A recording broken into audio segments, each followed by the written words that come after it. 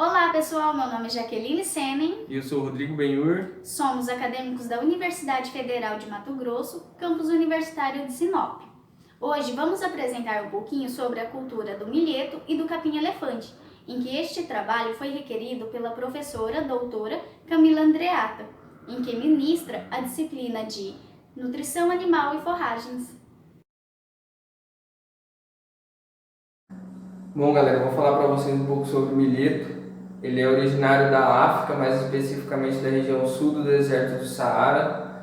Ele foi trazido para o Brasil em 1929 e introduzido primeiramente no Rio Grande do Sul. Ele é da família das gramíneas, gênero Penicectum e espécie Glauca. Apresenta um ciclo anual e é uma cultura que pode chegar entre 2 e 3 metros de altura. O milheto ele é considerado o sexto cereal mais importante do mundo, situando-se apenas atrás do trigo, do arroz, do milho, da cevada e do sorgo. Seus grãos são utilizados para o consumo humano, principalmente na África e na Índia. A planta inteira pode ser utilizada como alimento para o gado, na forma de capineira ou de pasto. As vantagens é que ele apresenta um bom desenvolvimento em condições de baixa disponibilidade de água, rápido crescimento, boa capacidade de rebrota e pode substituir o milho e o sorgo em até 70% na formulação de rações para aves, peixes e ruminantes. A principal vantagem dessa substituição é o baixo valor dos grãos no mercado, sendo cerca de 30% mais barato que o milho e 20% mais barato em relação ao sorgo. No seu manejo, ele pode ser utilizado como pastejo direto, forragem picada, silagem, feno e grãos em ração. Ele é muito utilizado pelo pequeno produtor que trabalha com gado leiteiro, em razão da grande produtividade e alta qualidade de forragens. Para a produção de forragens e silagem, a produção de massa verde pode chegar até 70 toneladas por hectare. Durante o seu período vegetativo, ele pode superar as 15 toneladas de massa seca. O milheto é muito nutritivo e proporciona para o animal um rápido ganho de peso. Seus teores de proteína bruta na massa seca de forragem varia de 7 a mais de 20%. No pastejo do milheto, ele deve ser realizado quando as plantas se encontram entre 50 e 60 centímetros de altura, deixando em 15 ou 20 centímetros de resteva. Quando bem manejado, pode-se realizar até 8 cortes ou pastejo no período do crescimento do milheto. Muito obrigado.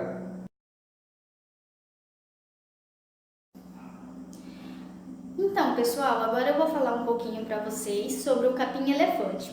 O capim-elefante ele foi descoberto em 1905 pelo Coronel Napier. E na época de sua descoberta, ele se encontrava próximo a uma manada de elefantes. Com isso, foi denominado de capim-elefante. O capim-elefante, após ser amplamente distribuído por todos os países, ele chegou ao Brasil em 1920, 15 anos após a sua descoberta. Segundo a sua classificação botânica, ele pertence à família das gramíneas e a espécie mais conhecida popularmente é a espécie Penicectum purpureum. O capim-elefante ele é uma importante forrageira tropical devido ao seu elevado potencial de biomassa, fácil adaptação e ser amplamente utilizado na alimentação animal, onde ele pode ser usado na forma de pastejo, na produção de feno, de silagem e principalmente na formação de capineiras, onde essas capineiras é quando a forragem é cortada ao campo, picada e fornecida diretamente ao coxo para os animais. As suas principais cultivares são o capim Napier, o camerol, o capim roxo, o mineiro, o taiwan, o gramafante, o capiaçu e o ano, sendo as primeiras 5 cultivares, consideradas muito utilizadas para a alimentação de gado leiteiro. Segundo a sua descrição morfológica, o capim-elefante é considerado uma gramínea perene de hábito de crescimento sequituoso, onde ele pode atingir de 3 a 5 metros de altura. Os seus rizomas são denominados curtos e ele possui um abundante lançamento de perfilhos, tanto aéreos como basais, onde este pode formar densas touceiras, mesmo que não cubra totalmente o solo. As suas folhas apresentam inserções alternadas, são de coloração verde e podem chegar a 10 cm de largura e 110 cm de comprimento. A sua inflorescência é do tipo de panícula primária, porém, quando ele é fornecido para alimentação animal, ele não pode chegar a esse estágio fenológico. Os seus colmos se apresentam eretos e são preenchidos por um parênquima suculento. Segundo as suas características agronômicas, o capim-elefante ele pode ser cultivado em altitudes de até 2.200 metros acima do nível do mar, apresentando melhor desenvolvimento quando cultivado até 1.500 metros de altitude. Ele se desenvolve bem em temperaturas em torno de 18 e 30 graus Celsius, possuindo melhor desenvolvimento a 24 graus Celsius na maioria das cultivares. Contudo, ocorre a existência de algumas cultivares que toleram bem ao frio e até mesmo as geadas. O capim-elefante ele é altamente exigente com relação à fertilidade do solo, onde ele não tolera solos com pH baixo e com altas presenças de alumínio. Além disso, ele é altamente exigente também com relação à precipitação, onde ele precisa de 800 milímetros até 4.000 milímetros de água por ano. E a sua propagação pode ocorrer de forma sexuada ou assexuada. Sua produção, quando submetida às condições ideais, pode chegar em até 300 toneladas de matéria verde por hectare.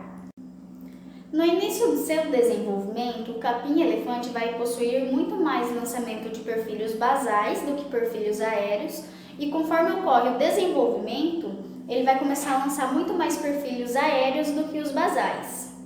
O capim-elefante ele vai apresentar maior produção de massa verde quando submetido à realização de adubações orgânicas.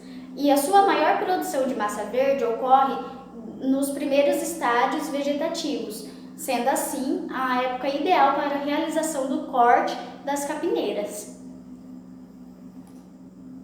A cultivar areia dentro das cultivares de capim-elefante apresenta normalmente uma menor altura de plantas e um bom acúmulo de matéria seca. Com isso, pode ser considerada como uma boa alternativa para o uso em sistemas de pastejo direto entre todas as cultivares de capim-elefante.